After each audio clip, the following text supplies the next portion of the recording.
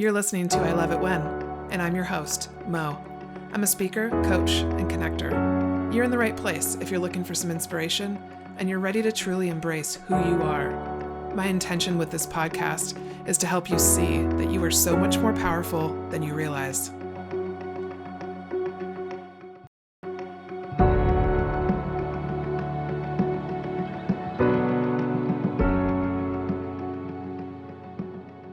Hey everybody, welcome to another episode of I Love It When. I'm really excited today to introduce you to a friend and a colleague of mine, Kathleen Metcalf. I want to share with you why I'm bringing her on this podcast. I started collaborating with Kathleen a few years ago, but beyond that, we're also just really good friends. And in particular, today, through her stories and through the things that we're going to share, I know that you're going to walk away with some lessons and some things that are going to be valuable to you, whether you're a business owner or just a regular everyday human. So to start with, before I have Kathleen even introduce herself, I want to share with you that, Enmay Mangles was my first guest for I Love It When. And one of the things she said to me in one of my coaching sessions was with her a couple months ago was, use Kathleen as a barometer. And I said, what do you mean? And she said, when you meet new friends in business and people want to collaborate with you, because they will, think about how you feel when you're with them and think about how you feel when you're with Kathleen. And I was like, oh, this is excellent. Because yes, Kathleen is one of those people who from the very beginning, I've always felt so comfortable. I've felt peace. I've felt complete transparency and safety in everything that we've done together so far and in the conversations that we've had. So that's really my number one reason for bringing her on here, is because I want everyone here to meet Kathleen and learn more about what you do in your business, but also who you are. So if you would start off with just sharing who you are and a little bit about what you do before we dive in. Well, thank you, Margaret. That's a beautiful compliment. And it also speaks so authentically of how open-hearted you are as you meet people and your openness to spend time and collaborate with people. So that also speaks beautifully of you.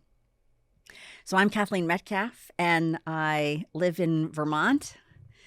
And I have a wonderful company named Inspired for Results, and we are a coaching and training company for real estate teams and admin, so they can work well together, they can have well-documented workflow and systems, so they can hire the right support team, and they can really learn to work together and optimize their work together. And that has been an evolution. Yes. I know. So when I met you, we met because of a newsletter email that I got at the job I was at previously at Pickett Street Properties. An email came through from Vanessa Rosenblum with Pro REA Staffing. And I reached out to her, and then she introduced me to you. And then I ended up in LA with you and Vanessa at a workshop that the two of you were doing. And then from there, we've just evolved. We've stayed in contact. And then when I left to start my business, you offered to start meeting with me and kind of help me transition, which was amazing. Yes. And then together we started BU, the Inner Circle. Yes. So can you talk a little bit more about the idea of BU? There's so many different places we could go today with what we do, but I wanted to start off with this concept because you and I both have, our values are so aligned in this way. And so what is it about BU that made you say yes to this idea of doing that membership with me, first off? So having been a real estate admin myself and having been a real estate agent, and then having started a company that was to support them in their work together. And this is my second career, right? I have a first career in the retail industry in recruiting and training. So in the real estate industry, I really got to see how in order for agents who are highly skilled and highly motivated to reach their goals, they must have strong support. And agents, go to Tony Robbins and they have one-on-one coaching and they get script practice and training and they are working together. They're in masterminds. Yeah. And then I saw that admin who really need to keep rising to meet the challenges do not have very much support. So it's one thing to have training about software and on workflow and contracts and disclosures. And then it's a whole nother thing to step into the confidence to speak up to an entrepreneurial real estate agent who is highly driven and highly skilled Yes. and a professional negotiator. Yes. And so now, how is this person who's often, interested in pleasing people and doing a good job and perhaps more demure and more reserved, how are they supposed to go toe to toe like that? Mm-hmm. And in the work that you have done leading retreats and understanding the success from that, and then your motivation to be you the inner circle as both a personal and professional development, I'll say platform, community, opportunity for admin was like, yes, this is one of the missing pieces, and I would love to be a part of that. Mm-hmm. Yeah. I love that. When do you feel like you fully stepped into being yourself? There's phases of that. I think of it as met myself. Yeah. I was probably 33, and I'm older than 33 now, at a holotropic breath workshop. Hey. In Corte Madera, California, which is in Marin County, just north of San Francisco, Okay. with my cousin. It's called holotropic? Holotropic Never heard of that. breath work. Okay. So it's repetitive, deep breathing. Okay. And so it creates a euphoric state. Okay. And in this breath workshop, I was greeted by myself in my mind. Wow. Where I said, hi, like, where have you been? Oh my gosh. And I came out of that particular exercise with, wow. And I told my cousin what had happened. We were to share our experiences. And she said, okay, this is terrific. And I started my own personal development journey. Wow. From there. And it was really a sense of the authentic in a way that was so free and easy and natural and light. And I think up until then, I was living in the shoulds and the putting a personality together. But that was where the spark was ignited. Yeah. And then I think, my curiosity has really led me to my authenticity of, well, what do I like about that? And, well, what is that? And my curiosity has served me, I'll say very well, most of the time. Yes. And I love that you brought that up, curiosity leading to authenticity, because we talk about that a lot in the inner circle. Yes. With people, that just having the curiosity period kind of awaken in you is the first sign I usually see in any of my coaching clients where I'm like, oh, yes, you have it. You're going to go after it, because there's only so much that we can do to help guide and lead people. It's really up to them to dig in. Okay. And thinking about another part that we talk about often with BU is your intuition. And what is intuition? What is the difference between intuition versus fear? How has intuition played a part in your work and in your personal life? So when I think back to what did I want to do with my life, or who did I think I wanted to be, we were just talking as we drove here about being near the university, that it's hard to be young and really putting it together about what kind of life you want to create. Yeah. And I knew in high school that I wanted to be a therapist or a teacher. And that is exactly who I have become in my career. Yeah. And in many ways with my friends or in my community, I just was never a teacher or a therapist, but I am. Yeah. And so for me, that was my intuition trying to lead me down, yes, this is who you are. You're an educator. You're someone who wants to help people move forward in their life, to transform, to get beyond something, to, and so that was I think one of those first inclinations, and there have been other, I'll say, episodes of that, fast forward many years. 15 years ago, I moved from San Francisco to Vermont, and it really was my intuition, which I refer to as it said to me, I want to go home. And I had lived in Miami, San Francisco, and New York City for 25 years. And I checked off the big cities, and I think I was done. Yeah. And so it was a very bizarre thought that I would want to move to this little tiny town in Vermont when I had, it was going to be a very different life, but it was what was next. Yeah. And so that's part of that, what I refer to as intuition. When I started the business, it was really out of a commitment to serving what at the time were my boss's clients, because she was a coach. And she was like, could you help them? And could you read this resume? And could you train their assistant? And, and so it was just out of helping. And then I was curious, how could I do more? How could I solve this problem? And so that again led me to, with her encouragement, you should go do that because people really need you. And I don't know anyone else who does this. Yes.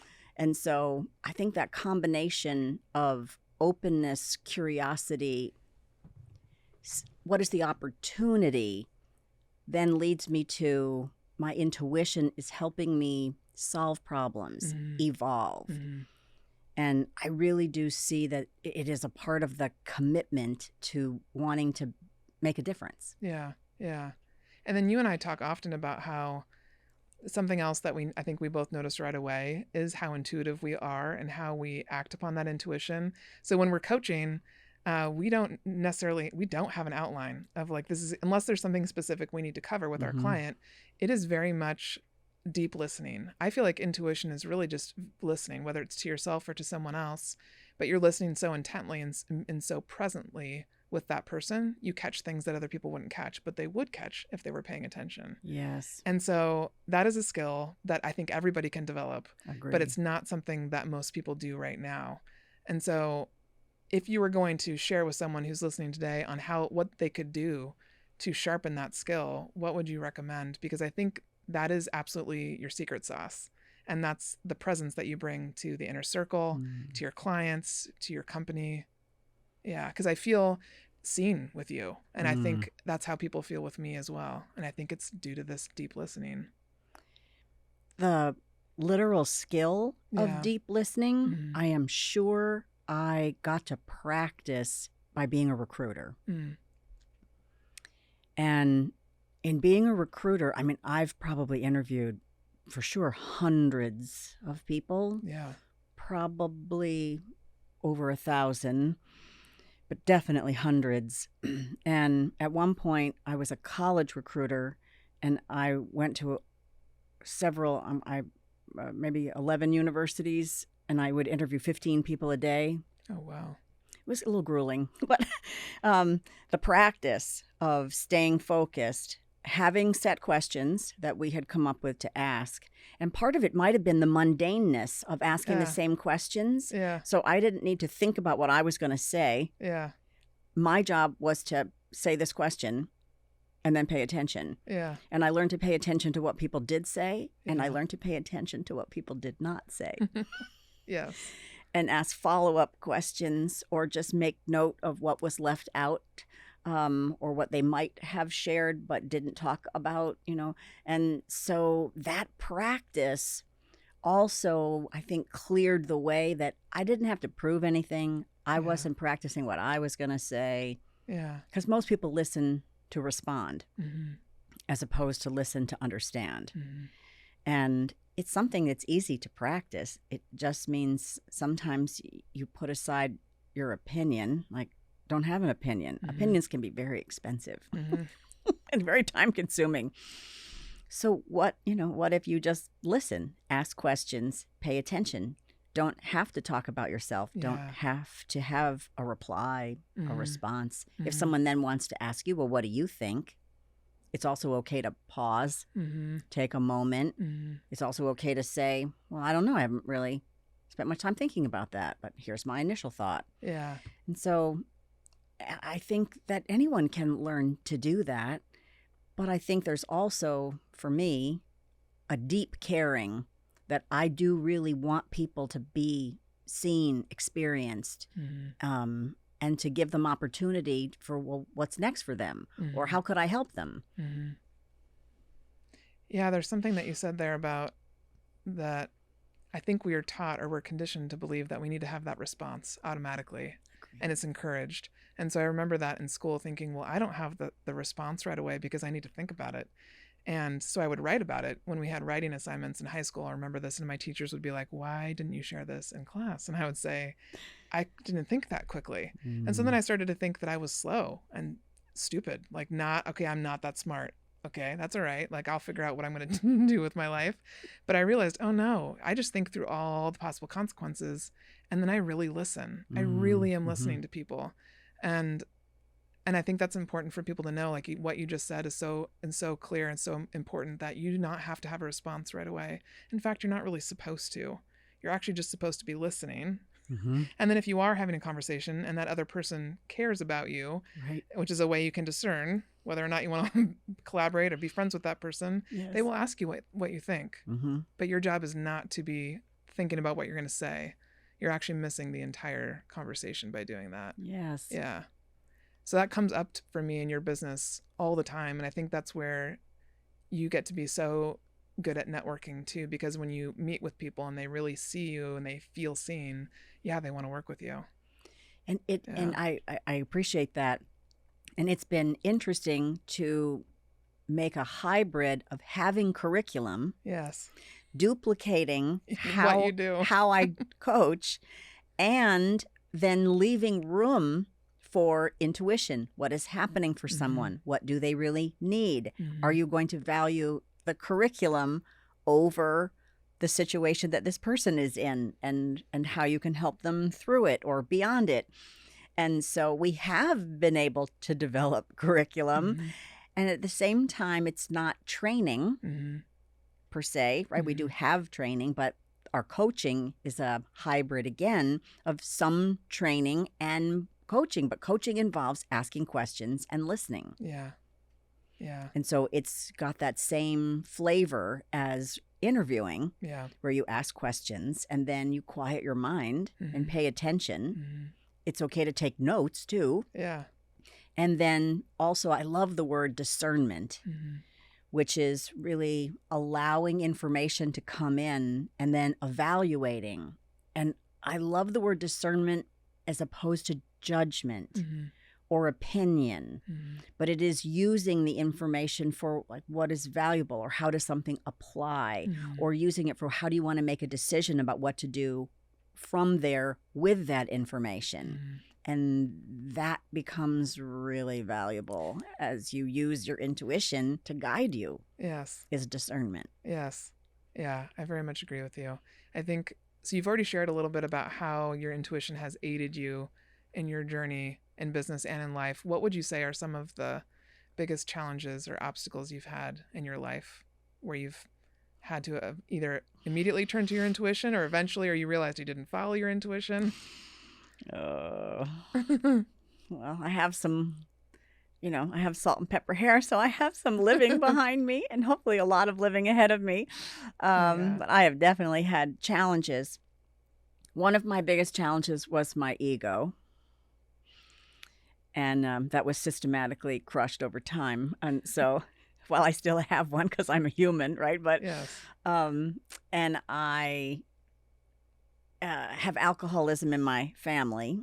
So that's been a challenge, which has turned out to be a gift. But along the way, it was a long-standing challenge. And so I've been in recovery for 20 years and counting. But along the way of understanding how to deal with that, that presented a lot of challenges. And so I also think, I was shy and reserved as a girl. And then that carried into putting on an armor and a persona that helped me get outside of that. But inside, there was still this shy girl. Yeah. And so I think that's where, my ego, my arrogance really started to run the show. And so I can say that some of my decisions in that point in my life were my intuition. but it was also what could I do to achieve, to get what I wanted, to get what I thought I should have or should do. There were a lot of shoulds. Yeah. And getting beyond the should into really knowing, what do I value? And so therefore, what is my integrity? I didn't ever think about it. I mean, I had a fine upbringing. I had my parents, did well, and they did their best with me. And I was an only child until I was 33, and my mother remarried. And then I have a lovely family, step family. But, I was just putting the pieces together.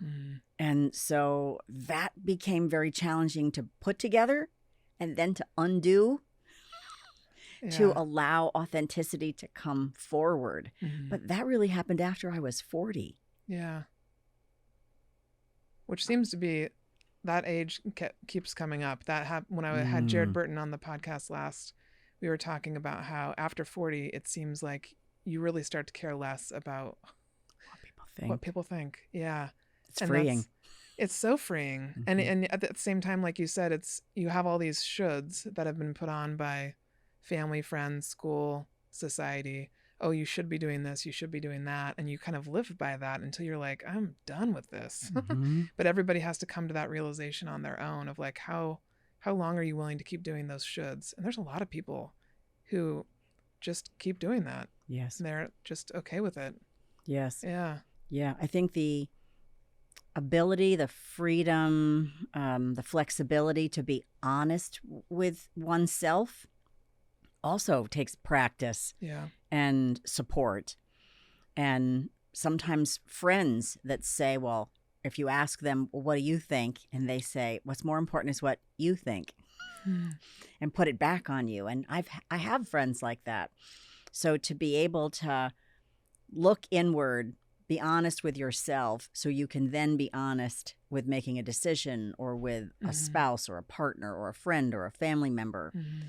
That also has been a process. And this is also where making a decision and trying something and having it not work out is okay. Yeah. Yeah. And then realizing, oh, yeah, I didn't really want that.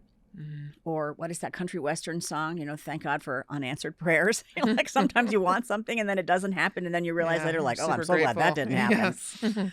And so I think, I love that diagram that shows, your plan, which is a straight line from A to B. And then the one I've seen says God's plan, but it could be, like what really happens is this jagged up and down. And there's, like a moat and a river and mountains to climb. And so that's really what happens. And that's normal. When I met you in 2019, I had sold my business, which then crashed in 7 months. And then I rebuilt it in 4 months with the help of my old boss, who's now a retired coach, and my husband, who said, okay, so you know how to get out of this now? And you promise you won't do this again? And I was like, I'll do my best to not do it again. This is really painful. But, it's what I thought was the best decision at the time. I'm really glad it didn't work out really quickly. Yeah. Yeah. And now I realize, right, so what is that, 3 years later? Yeah. That was never going to work. That was never supposed to work because they were never going to build what I'm building. No, that's so true. But I didn't know I believed that. I really thought that these businessmen were going to know more than me. And they did know things I didn't know, but they also didn't have my intuition and they didn't have my gift. Yeah. It just reminds me of what I say to people all the time. Like you don't know how powerful you are. And when you try things and you allow yourself to make mistakes and just try, you realize that, and that's how you build competence and confidence. Yes. And like you just said, sure, they knew things that maybe you didn't know. Maybe they knew how to acquire another business. But beyond that, they didn't have your same intentions or your network or your intuition. Yeah. No, and the thing, one of the most valuable lessons I have learned from failure is that I didn't die. Yes. Yeah. I was still here and I was still me. Yeah. And, in the last 7 years of my drinking, I had a lot of loss, but I didn't die. And I was still here. And I just realized I was a regular person. Yeah. I wasn't better. I wasn't worse.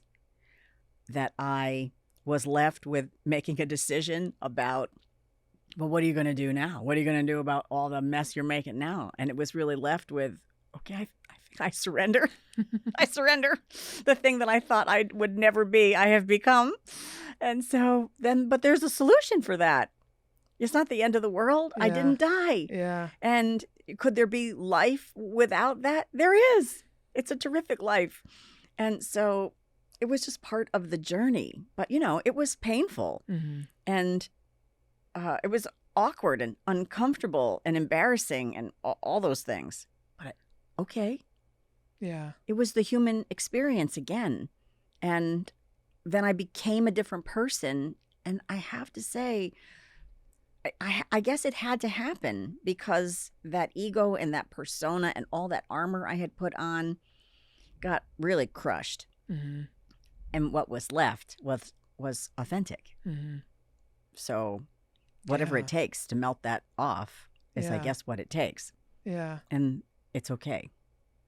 You actually answered part of my next question, which was, what have you learned in business in the last few years that you wish you had known sooner? And one of those, you kind of said it at the very beginning there, where you said, just realizing that those men didn't have your intuition, didn't have your intentions, didn't know what you knew.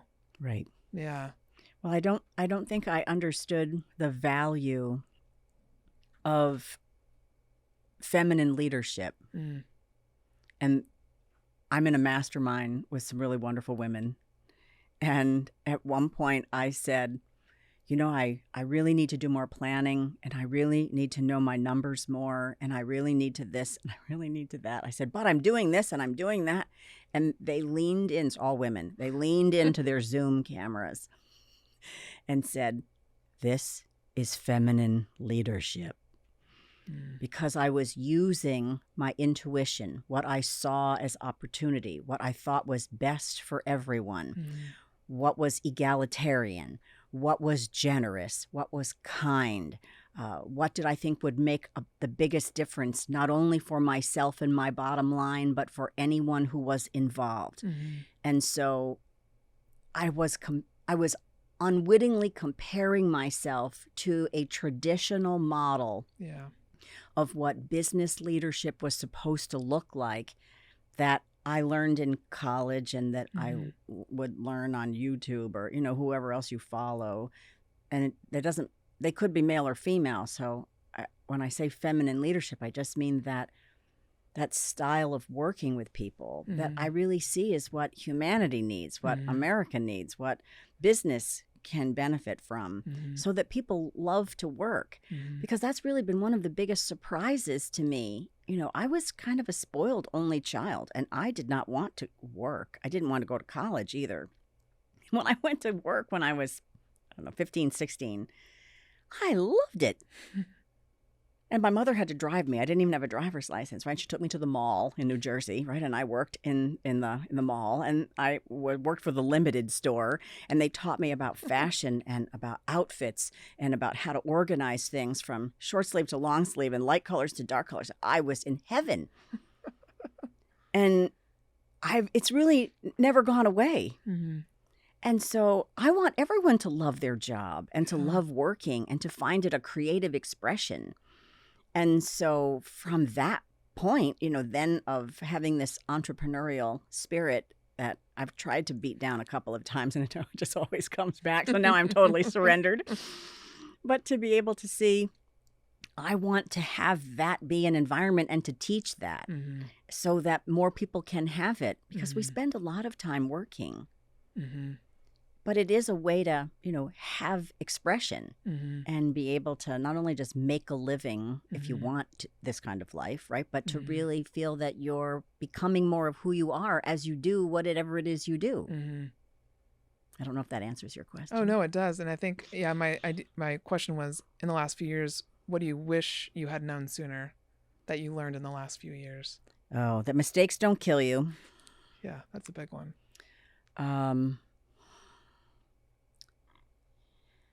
That you don't always know the how. I still have to practice that. Yeah, that's a hard one. I love it when I know what I want to see happen, and I love it when a plan comes together. I love it when the right people show up at the right time with the right options. But I also see that I want to know every step. Mm-hmm. And so to be able to see what is it that I want to create, what is the result that I really want to see happen, what are the qualities along the way of how we want to work together, or the quality of product or service or collaboration that we want to have in place. And then the how, right? It's like how you and I come up with, well, what are we going to talk about for this stage of BU? And what are we going to bring up as an agenda for the meetings? Well, we look at where are the people and what stage are we in, and what are the leadership qualities that we want them to be able to blossom into. And so what kind of a platform can we give them to experience what they need to experience? And so that way of working is good. And it does work, but it is not a lot of what we were taught. No. You've got me thinking about, I don't know how many times I was told or was said to me, like, you should really have a 5-year plan. Maybe even a 10-year would be good. And each time I resisted so strongly, and I didn't know if it was, do I just not like being told what to do? Is that the problem here? What is the problem? Or what I should have been thinking is, what is the opportunity? And it was because I wanted so desperately to flow like that. I'm very good at planning. I'm very good. And I also like to know how it's going to happen. But at some point I had to kind of surrender to the idea that it didn't feel natural to me. And even though that's what all the business men and women were saying, I could force myself to do it, but it didn't feel authentic and it didn't feel real. And it never went that way. Yeah. So I think your first few things you said about remembering that you're not going to die. Yes. And really leaning into not knowing the how. I think I run into that every day with people, and I just have to remind them and remind myself, like, this is not going to kill you. This is not a life or death situation. You have to remind your body and your nervous system that you're going to be safe so that you can continue to make decisions from a place of peace and safety and not this fear-based mentality. Yes, and I also recognize as I've been in business over the years and been in different businesses, my risk tolerance has changed. I used to be willing to risk everything. And I have since made the decision, I'm still quite risk tolerant, which would be evident by looking at my balance sheet right now. But, we're in a high scaling growth mode. But that's okay because we've been in business 10 years. We have proven success track record. Our revenues are growing. Our expense management is very conscious, right? And so I also think that has helped me to gain the confidence because of my competence that I can trust myself. And now I have a wonderful team with me who can look at the books and look at the choices. I've also learned it's okay, right, to make decisions at my own pace. Yeah. And not making a decision is a decision for now. Yeah. And that has given me, the peace of mind to say, well, I'm not sure. We're looking at whether or not we should change banks because it connects better to QuickBooks and you can have different kind of permission levels. I'm like, well, okay, maybe, but it's an online bank and I've never had an all online bank before. And so, but I'm leaning, okay, that's what, do I have to make that decision right now? Not at this moment. Yeah. But is that something I am considering? Yes, because we're going to become more and more successful and I want more and more easy options to take care of everything. So, okay, but I didn't used to give myself the latitude to be able to make those kind of decisions at my own pace. Yeah. That's a really good example. Thinking about back to what you said earlier about feeling like you really met yourself for the first time at 33, for someone who's still struggling to discover who they are, and we have some of those people in the inner circle who are kind of like, I still don't know what I really love. What would you recommend they do to get closer to who they are? Is to try things. Yeah. Is to experiment. Yeah. Is to see, well, do you like painting? Yeah. Go to a painting class. Do you like, riding horses? Take a few lessons. Yeah. Do you think you want a dog? Volunteer at the Humane Society and walk the dogs. That I think we try to make decisions from our minds when we haven't allowed ourselves to have an experience. So then you're making a decision from your mind, your emotions, how it felt, what the result was, and what is your risk tolerance. I mean, horses I think are really interesting, but they're really big. And so I'm not really interested in riding, but I don't mind going with someone, right, who is. And I would probably still take a tour. I would still do maybe the Burro and the Grand Canyon thing. So, I think just try things because, I wished I had ice skated when I was younger, but I refused to look foolish. So I wouldn't do it. And my mother was like, but I think you would really like it. I think you were a dancer. Why wouldn't you try this? Because I didn't want to fall on the ice. Because I didn't want to be foolish. And so I think, too, once you hit 30, 35, 40, you start to realize, who cares? What if I fall down? Okay, well, you'll get back up. What if I hurt myself? You'll heal. Yeah, that's a really good one. It's really hard to allow yourself, start giving yourself permission to just try, but it really is truly the best way. And I wish I had been told that repeatedly at 13. Oh, I know. Try all the things. Try them all. Me too. So if somebody's watching and they work in the real estate industry, how could they work with you? What could they do? So one, they can go to KathleenMetcalf.com, which will soon be inspiredforresults.com. We're in a few weeks away from that transition. And, our mission is really to help real estate agents and admin work well together. And one of the things that we have seen over time is that sales and sales techniques, negotiation, compliance have been very forefront in the training in the industry. But what we're really seeing is teams are the future. So that means we need collaboration and workflow. And so we can actually document your workflow and your operations manual for you. We have a team for doing systems documentation. We have our connection to Pro REA Staffing and Hire Lab for helping people hire admin. We have training for how to hire, how to interview, and what is the foundation of being in real estate operations between the Hire Lab course and our REA 101, the essential guide to being a new assistant. And then we have one-on-one and group coaching for real estate admin and their agents in both operations and being a strong operations person and in being a leader. And so that cycle is what we really see as the best way to have a strong foundation to work together. I love that. And like you said, between what I do in my company, what you do, what Vanessa does, we have this and all these options for people no matter where you're at.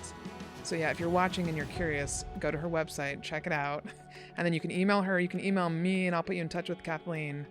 But to end our episode today, for now, what would you say your current I love it when is for life?